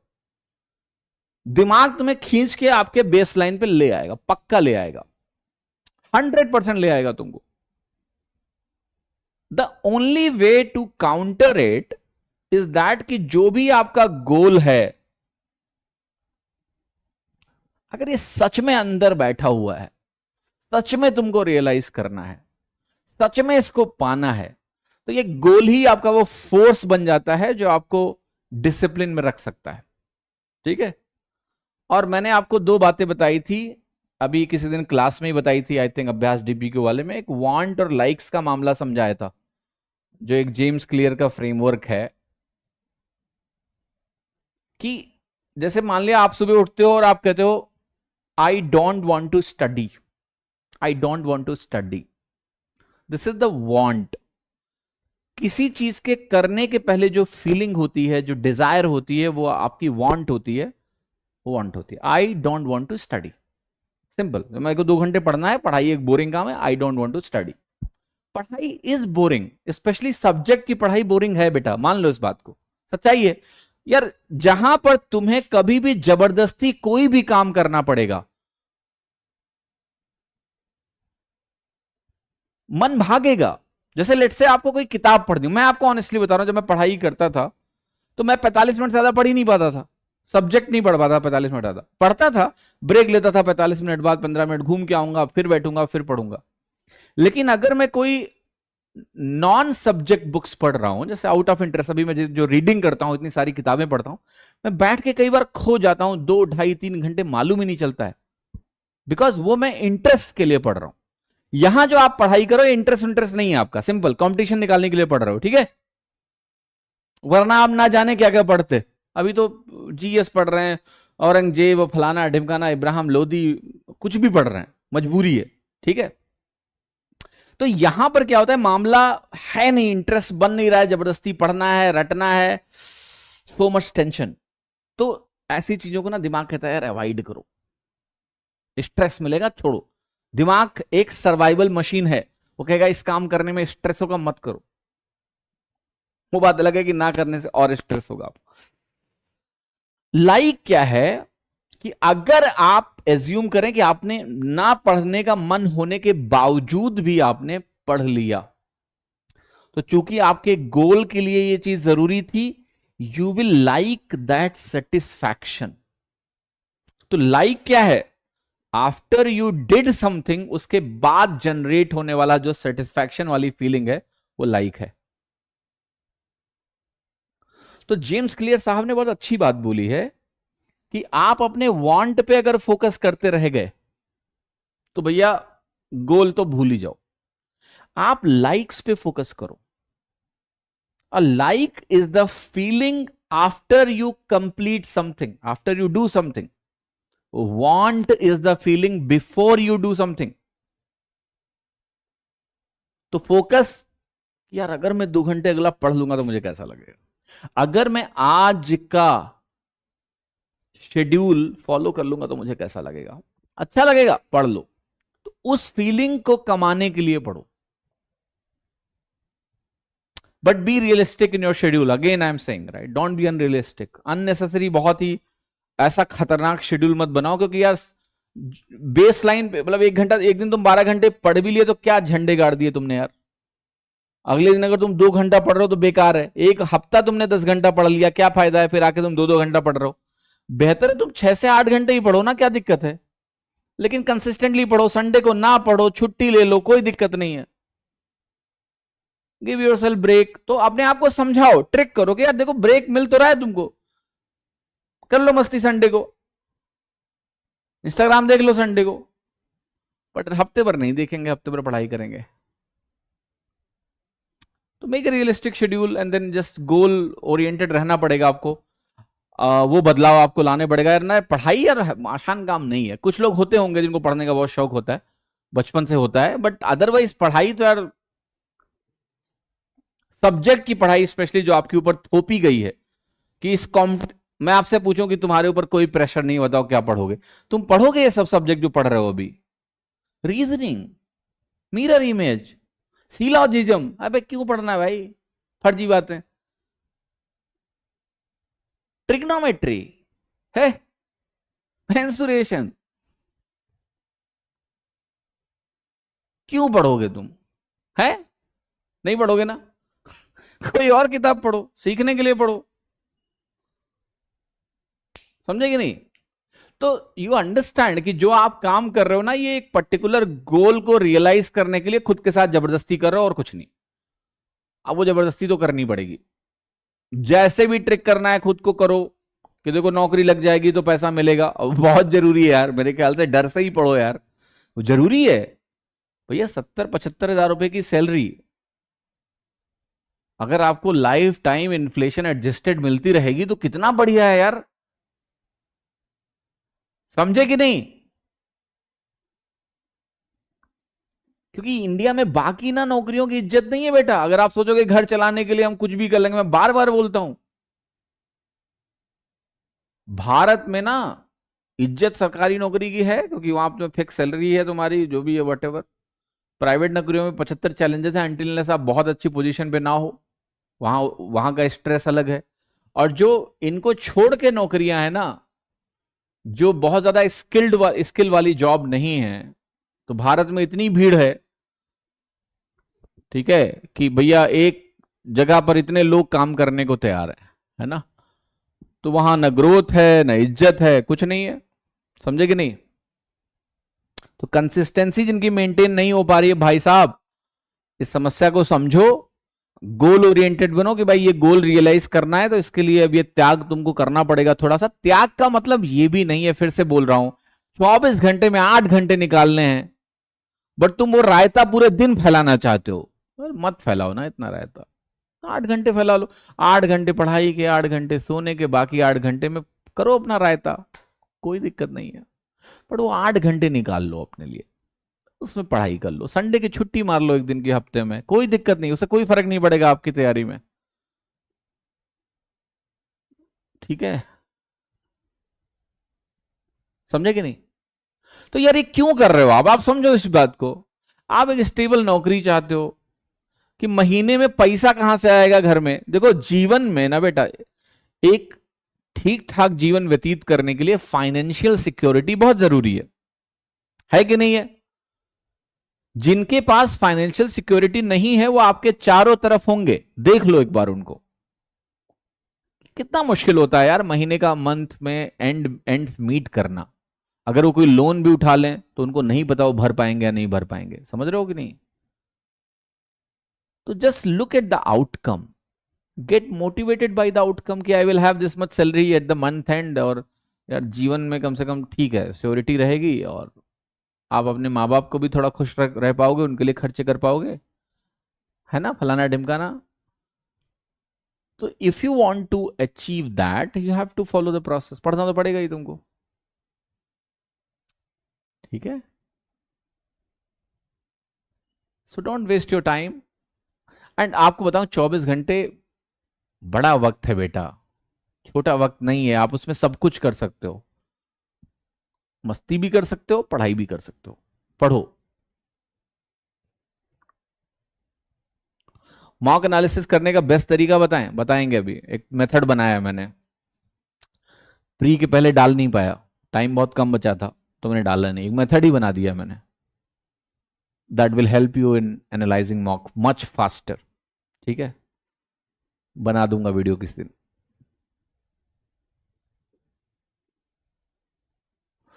ठीक है, समझ में आई बात की नहीं मेरी? तो थोड़ा सा यार दिनचर्या को थोड़ा सुधारो अपने, ठीक है, तो ये सब मामले सॉल्व हो जाएंगे, ऐसा कुछ नहीं है। रिजल्ट आने के बाद मेरे घर वाले मुझे प्रताड़ित कर रहे हैं। बेटा देखो, विक्टिम मेंटालिटी छोड़ दो, पहली बात मैंने तुम्हें शुरू में समझाया है। इमोशनल लोग ना शब्दों को बहुत गलत दिशा में लेके जाते हैं, और जब हम इमोशनल होते हैं तो अक्सर हम लोग क्या करते हैं, हमें दूसरों की बातों में खोट ही नजर आता है। कई बार ना बातों का मकसद कुछ और होता है। मैंने एक बार समझाया था कि जब कोई कुछ बोल रहा हो ना आपको, तो उस बातों में से टोन हटा दो और मैसेंजर हटा दो, क्योंकि अक्सर हम घर वालों की बातों को ज्यादा बुरा मान बैठते हैं। ठीक है ही नहीं भाई, गर्लफ्रेंड बोल देगी तो कहेंगे, गर्लफ्रेंड बोल देगी तुम उल्लू हो, तो तुम जवाब दोगे तुम बहुत क्यूट हो, है ना। और माँ बाप बोल दे तुम उल्लू हो तो तुम पगला जाते हो, इन्होंने कैसे बोल दिया होता हमको उल्लू, kind of. So what I am trying to explain, अगर कोई कुछ कह रहा है उसमें से टोन हटा दो, और जो मैसेज डिलीवर कर रहा है उस मैसेंजर को हटा दो। उस मैसेज को देखो कि कोर मैसेज क्या है। मैं ये भी नहीं कह रहा हूं कि अब्यूजिव पेरेंट्स नहीं होते हैं, होते होंगे, होते हैं, ठीक है, ऐसा नहीं है, ये भी मना नहीं कर रहा हूं मैं। बट कोशिश करो कि उस चीज को कैसे देखो, प्रॉब्लम एक्चुअल में क्या है, कहीं आप तो नहीं ओवर रिएक्ट कर रहे हो फर्जी में। ठीक है, कई बार आप ही फर्जी ओवर रिएक्ट करते हो, है ना। तो देख लो, बाकी मामला सुलझाओ यार। ये तो घर का मामला है, हर जगह होता है, ऐसा नहीं है कि, वो तो किस्मत है ना कि कहां पर किसके किस तरह की चीजें हैं। ठीक है, हम भी बचपन में कई बार सोचा करते थे कि यार उनके पापा कितने अच्छे हैं, बताओ अपने बच्चों से इतना सीधा मुंह बात करते हैं अच्छे से। उनके लिए देखो, जब देखो तो वो कोल्ड ड्रिंक भी ले आते हैं अपने बच्चों के लिए, हमारे घर में देखो है। तो ये तो हर हर हर घर की कहानी है बेटा। ठीक है, तो वो कुछ नया थोड़े ना है। थोड़ा सा इसको हैंडल करिए बेहतर तरीके से। क्या फायदा पढ़ के जब एग्जाम ना निकल पाए। पहले से पता हो तो जरूर ना पढ़ें लोग, मालूम तो नहीं है ना, इट्स अ गेम ना। आप करो क्या फायदा पढ़ के जब एग्जाम ना निकल पाए, ये पहले से अगर मालूम हो सभी को तो बिल्कुल सही बात है, क्या फायदा पढ़ने का। अगर पहले से आपको पता हो कि आपका होगा या नहीं होगा, फिर तो कोई दिक्कत ही नहीं है ना। लेकिन यही मालूम नहीं, अनसर्टेनिटी की वजह से तो लाइफ है। जैसे मैं आपको बता दूं कि ईश्वर जिस दिन तुम आते और तुम्हारी एक्सपायरी डेट चिपका के भेजते तुम्हारे पीछे कि आदमी इस दिन एक्सपायर हो जाएगा, मतलब टे हो जाएगा, जिंदगी का रस ही खत्म हो जाता। मैं आपको बता रहा हूं, समझे कि नहीं। आप सोच के देखो, अगर आपको आपकी डेथ की डेट पता चल जाए आज की डेट में, रस ही जिंदगी का खत्म हो जाएगा, नीरस हो जाओगे तुम। ऐसे ही लाइफ में ना अनसर्टेनिटीज की वजह से ही बहुत सारी चीजें हैं जो हैं। वी कैन थिंक ऐसा नहीं वैसा होता तो कितना बढ़िया होता, बट जो है उसी में बेटा आपको हैंडल करना है चीजों को। और मैं ये बिल्कुल कहता हूं कि अगर आपको लगता है कि आपसे नहीं हो सकता है, कुछ और देखो जो आपसे हो सके। ठीक है, कोई गलत बात नहीं है। Quitting is not a bad thing. Okay, quit करना कोई बुरी बात नहीं है। अगर आपको ये वाकई में समझ में आ गया है कि भाई मेरे से एग्जाम नहीं निकल सकता है, ठीक है, तो ठीक है, रास्ते बदल लो, कोई बात नहीं, कुछ और करो। आप में कोई कमी नहीं है यार। कई बार परीक्षा और हमारे बीच में एक दायरा है। कुछ लोगों को यार मैथ नहीं समझ में आती, कितना भी समझा लो, कोई कितना भी बोल दे मैथ्स में कौन सी बड़ी बात है। होता है कुछ लोगों को दिक्कत यार, मैथ्स से नहीं सुधरता है, कुछ भी कर ले वो। ठीक है, सो ये चीजें भी हमें समझनी है कि भाई हमारा फिट हो सकता है उसमें, हुई ना, ट्राई समथिंग एल्स। मैं आपको बता रहा हूं, बहुत सारे ऐसे लोग हैं जिन्होंने शायद सिविल सर्विसेज निकाल लिया हो कभी, हो सकता है वो एसएससी नहीं निकाल पाते। क्यों? क्योंकि एसएससी में मैथ्स आती है, और पहले तो मैथ्स बहुत ज्यादा आती थी, 200 नंबर की मैथ आती थी। और एक टाइम था जब यूपीएससी में ऑप्शनल सब्जेक्ट प्री में हुआ करते थे, मैथ ना के बराबर आती थी। अब तो खैर चलो सीसैट नाम का एक पेपर है, मैथ रीजनिंग वगैरह काफी कुछ पूछते हैं, बट उसमें पासिंग मार्क 30% ही है। तो हर किसी के लिए अलग अलग एग्जाम सुटेबल हो सकते हैं। किसी के लिए बैंक एग्जाम सुटेबल होता है, किसी के लिए एसएससी होता है, किसी के लिए स्टेट पीएससी होता है, किसी के लिए कुछ और होता है, किसी के लिए कुछ और होता है। ठीक है, तो वो पता करना पड़ेगा ना आपको कि यार कहाँ हम फिट बैठेंगे। और बाकी माइनर डिसअपॉइंटमेंट है तो थोड़ा फिगर आउट करो कि यार प्रॉब्लम कहां पर है। देखो अगर उसमें कुछ कर सकते हो आप तो करो। मैं भी इस बात का बिल्कुल सख्त खिलाफ हूं कि अनलिमिटेड टाइम तक तैयारी करते रहो आप। मैं कई बार ये चीज बोल चुका हूं जो यूजुअली कोचिंग में लोग नहीं बोलना चाहते हैं, क्योंकि आप बार बार जितना टाइम तक तैयारी करो कोचिंग के लिए उतना ही बढ़िया है। ठीक है, बट मैं इस चीज को नहीं मानता हूं। मेरा मानना है कि आप तमीज के 2 अटेम्प्ट दो, और अगर तमीज के 2 अटेम्प्ट दिए हैं आपने और आपका तब भी नहीं हो रहा है तो फिगर आउट करिए कि प्रॉब्लम क्या है। कोई स्किल बिल्ड करने की कोशिश भी साथ साथ में करो, कहीं काम करने की कोशिश करो, कुछ पैसा कमाने की कोशिश करो, पैरेलली एग्जाम देते रहो।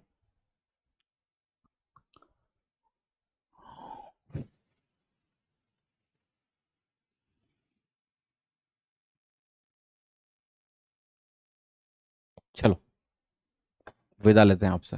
तो कल यार जो क्लास 11 बजे होनी थी ना मेरी, वो नहीं होगी क्योंकि मेरे को डॉक्टर के पास जाना है। सो कल की क्लास नहीं लेंगे। अब क्लास आपकी होगी अभ्यास डीपीक्यू वाली, परसों होगी 11 बजे सुबह। ठीक है, ट्यूसडे को। हाँ जी, ठीक, ख्याल रखिए। बाकी बैचेस वगैरह की जानकारी किसी और वीडियो में दूंगा मैं। मस्त रहो, जाओ अच्छे से रहो। थोड़ा सा मैं फिर से कह रहा हूं कि यार देखो, समस्याओं का समाधान बाहर नहीं है, आपके अंदर है। जब तक आप समाधान बाहर ढूंढते रहोगे, कुछ बातें आपको कंसोल करेंगी, लेकिन समाधान कभी नहीं निकलेगा। ठीक है, रोने का मन कर रहा है, बैठ के रो लो, अपने इमोशंस को बाहर निकाल दो। ठीक है, बट जो भी है सच्चाई उसको एक्सेप्ट करो। कई बच्चे हैं जो बहुत ऐसे मैसेज भेज देते हैं, मैं मन बहुत पढ़ के ना थोड़ा सा विचलित हो जाता हूं कि कुछ कहेंगे ऐसा करने का मन कर रहा है, वैसा करने का मन कर रहा है। बेटा जीवन की थोड़ी इज्जत करो। ठीक है, जीवन आपको ईश्वर ने दिया है, लाइफ एग्जाम से बढ़कर है, इस चीज को ध्यान रखिए। ओके, पहले लाइफ आई थी, नेचर ने ये एग्जाम नहीं बनाया है, प्रकृति ने नहीं बनाया, ये हम इंसानों ने एग्जाम बना लिए। रिसोर्सेस के क्रंच थे तो तरह तरह की चीजें बना ली, सिस्टम बना लिए। पहले तो हम जंगलों में घूमते थे, खाते पीते थे, जानवर हमें खा लेते थे, फूड चेन मेंटेन रहती थी। ठीक है, तब सही था ना। ऐसा थोड़ा ना कि वो लोग दुखी थे और हम बड़े खुश हैं, हमको लग रहा है वो ज्यादा खुश थे। कोई इस तरह का कंपटीशन नहीं उनकी लाइफ में यार, है ना। I was reading a book और उसमें बहुत क्लियरली लिखा हुआ है कि जो वो लोग थे वो सबसे मस्त लोग थे। 8 से 10 घंटा सोते थे, काम भी ज्यादा नहीं करते थे, थोड़ा सा काम करते थे, बस खाने के लिए काम करना होता था, खाना बटोरना है, खाना इकट्ठा करना है।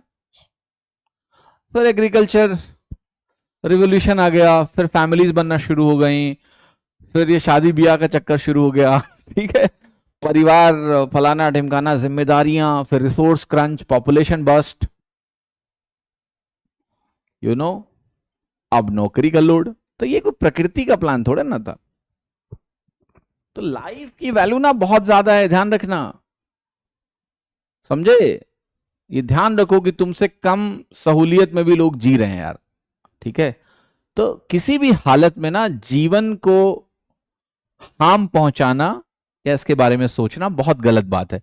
और अगर आपको ऐसा लगता है कि आपकी कोई मेंटल, ऐसा भी नहीं कर रहा हूं मैं कि ये थॉट्स का सिर्फ रीजन सिर्फ आपके असफलता से जुड़ा हो, एग्जाम से, कई बार depression is a common cause also, बहुत लोगों को हो जाता है, मेंटल हेल्थ के बारे में कोई बात ही नहीं करता है। तो आप भैया डॉक्टर वगैरह से भी मिल सकते हो, अगर आपको ऐसे कोई विचार आ रहे हैं तो किसी सब्जेक्ट मैटर एक्सपर्ट से, डॉक्टर से जाके मिलो, इसके बारे में बात करो। ठीक है, बट जीवन को ना थोड़ा ऊपर रखो इन सब चीजों से। Life comes before exam. You were born, जब आप पैदा हुए थे ना तो आपको एग्जाम का कोई आइडिया नहीं था, एक शब्द भी नहीं आते, सब यही सीखा है तुमने। तो जो जीवन तुम्हें ईश्वर ने दिया है, क्या ये सब, इसकी वजह से आप गलत सलत सोच बैठते हो यार। ठीक है, हमारे सोसाइटी का फेलियर है कि इस तरह का सिस्टम है, इस तरह का रेस है, इस तरह का कंपटीशन एनवायरनमेंट है, इस तरह से चीजें हैं कि हमें लगता है हम किसी लायक नहीं है। ठीक है, तो थोड़ा सा सेपरेशन रखो अपने, अपनी जो इंपॉर्टेंस है एज ए बीइंग, आपकी जो इंपॉर्टेंस है, आप अपने आप में यूनिक हो, और वो थोड़ा सा लाइफ को यार तवज्जो दो, जीवन में रास्ते निकल आएंगे। देखो सवाल इस बात का बस है, एक कंफर्टेबल लिविंग है, एक हो सकता है डिफिकल्ट लिविंग हो, है ना। एक अगर आपकी नौकरी लग जाती है, आपकी एक कंफर्टेबल लिविंग हो जाएगी, ठीक है, आसानी से आपके फाइनेंशियल शॉर्टेड रहेंगे, ठीक ठाक जीवन आप जियोगे। नहीं लगेगा, जिंदगी में मुश्किलें रहेंगी, बट इसका मतलब ये थोड़ा ना कि जिंदगी से ही हार मान लो, कोई और रास्ता निकलेगा, ठीक है। बीत जाती है जिंदगी यार, इतनी बड़ी जिंदगी भी नहीं है, मैं आपको ऑनेस्टली बताऊं तो। आप देखो पिछला साल कितना जल्दी बीत गया, तो निकल जाएगा टाइम। आप लाइफ में थोड़ा उस तरह के बनी है कि यार लाइफ अनसर्टेन है, चीजों को हम हैंडल कर लेंगे, जो भी है। परिस्थितियों से हारना नहीं है कभी कि आप अपनी जिंदगी के बारे में बुरा सोच लें, ठीक है, कि मेरा जीवन ही खराब है, ठीक है। ये हमारी जो सामाजिक व्यवस्था है उसका फेलियर है कि हमने जिंदगी को इन चीजों से इतना ज्यादा लिंक कर दिया है कि आदमी ये सब ना मिलने से महसूस करता है कि मैं कुछ हूं ही नहीं। खैर सपोर्ट भी नहीं है, सपोर्ट सिस्टम्स ही नहीं है सब चीजों के लिए, ठीक है। खैर ये जिम्मेदारी आपको लेनी है, जब आप घुसे तैयारी में तब भी ये सब चीजें सोच के आए कि भैया ये युद्ध है, युद्ध में हार और जीत कुछ भी हो सकती है, ये विचार के साथ ही घुसो। लड़ाई अच्छे से करो, हार जाएंगे तो उसको भी ग्रेसफुली एक्सेप्ट करिए, ठीक है, और move on in the life, move on, कुछ और देखेंगे। अगर ये नहीं होगा कुछ और देखेंगे, कोई रास्ता निकलेगा। हाँ जी, clear. I am feeling very depressed. यार फिर से बेटा बोल रहा हूं, मार्क्स अगर आपके कम आए हैं डेफिनेटली आपको निराशा होगी, दुख होगा, और कुछ दिन बाद चीजें सेटल हो जाएंगे। आप अपने आप को मौका दीजिए और देखिए कि समस्या कहां पर है, क्या कुछ इंप्रूवमेंट पॉसिबल है या नहीं है। फिजिकल एक्टिविटी करिए। हाँ पेट निकल रहा है, मुझे पता है बेटा, मैं फिजिकल एक्टिविटी कर नहीं पा रहा हूं क्योंकि मेरे पैर में चोट लगी हुई है, तो मेरा जिम वगैरह सब बंद है, तो दैट वो इंजरी और खतरनाक ना हो जाए। मैं वॉक भी नहीं कर पा रहा हूं, तो क्या होगा, पेट तो बढ़ेगा ही ठीक है, खाने का शौकीन हूं, ठीक है, तो उसमें कंट्रोल होता नहीं है। अभी कल ही खाए समोसे, समोसे भी खाए थे, रसगुल्ले भी खाए थे, तो पेट तो निकलेगा ना, बट अंदर कर लेंगे हम, ठीक है। जैसे ही मेरा इंजरी ठीक होगा मैं अंदर कर लूंगा। हाँ जी, चलिए चलिए चलिए, बहुत देर बात हो गई, 1-1.5 घंटा होने वाला है, अब जाना पड़ेगा मुझे। खड़े कैसे हैं? खड़े हो जाते हैं फिर बैठ जाते हैं जब दर्द होने लगता है। अब ऐसा भी दर्द नहीं है कि मैं खड़ा ही नहीं हो सकता हूं, समझे कि नहीं। बेड थोड़े ना रेडन हूं मैं यार, ठीक है। चलने वगैरह में दिक्कत है, वॉक नहीं कर सकता हूं, मतलब ऐसा कि मैं जाके सुबह 1 घंटे वॉक करूं एक्सरसाइज वाला नहीं, बट बाकी घर भर में तो चलता ही हूं, थोड़ा दर्द रहता है। ओके, देर तक नहीं खड़ा हो सकता हूं बहुत लंबा, कि मैं 6 घंटे, इसलिए मैंने रैमोथॉन को टाल दिया कि पहले कारण पता कर लें, ओके हो जाए डॉक्टर से तब करेंगे, ठीक है।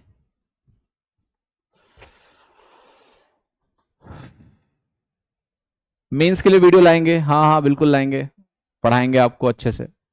किसी ने बोला कि मुझे टीचर बनना है कॉम्पिटेटिव लाइन में, मुझे क्या करना चाहिए प्लीज सर। देखिए पहली बात, कॉम्पिटेटिव लाइन में टीचर बनना है तो दो चीजें डिसाइड करनी है, आपको ऑफलाइन पढ़ाना है या आपको ऑनलाइन पढ़ाना है। अगर आपको ऑनलाइन पढ़ाना है तो आप कोशिश करिए कि किसी इंस्टीट्यूट से जुड़ जाइए और वहां पढ़ाई करिए, पढ़ाइए पहले, ताकि आपको वहां पर थोड़ा सपोर्ट मिल जाएगा, ठीक है, समझे कि नहीं। क्योंकि आज की डेट में क्रेडेंशियल बहुत मैटर करते हैं। आप देखो टीचर्स को, टीचर्स का अपना अपना एक क्रेडेंशियल है, किसी ने एग्जाम निकाला हुआ है, और भी तो जितने भी टॉपर्स हैं अच्छी रैंक लाते हैं वो सब वीडियो यूट्यूब पे बना के डालना शुरू कर देते हैं। तो इफ यू आर नो बडी, कोई एग्जाम नहीं निकला है, कोई बैकग्राउंड नहीं है, इट डजेंट मैटर कितना बढ़िया आप पढ़ाते होगे, आसान नहीं है अभी घुस के अपना नाम बना लेना, ठीक है। तो पहले कुछ ऑडियंस कहीं जहां हो, बच्चे हो, किसी इंस्टीट्यूट से जुड़ो और वहां पर आप पढ़ाना शुरू करो, कि ताकि थोड़ा लोग जान जाएं, अपनी पहचान बनाओ, और उसके बाद फिर आप ट्राई कर सकते हो। बट ये मैं सोच के आना कि यहां भी सफलता निश्चित है तुम्हारी, ठीक है।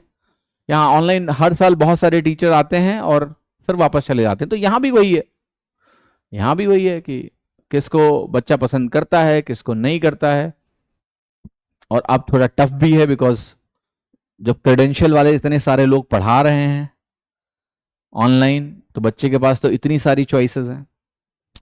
ओके, सो ऑनलाइन थोड़ा टफ हो गया है मामला। हाँ जी, तो अगर आप एग्जाम निकाल के पढ़ाएं तो बेहतर है। ओके, अगर आप एग्जाम निकाल लें एक बार, कुछ क्रेडेंशियल हो जाए शो करने के लिए, तब आप पढ़ाओ, तो कम से कम बच्चे को भी लगेगा हाँ ठीक है, इसके अंदर थोड़ी पोटेंशियल तो है, इसने खुद एग्जाम निकाला हुआ है। ठीक है, ऑलराइट।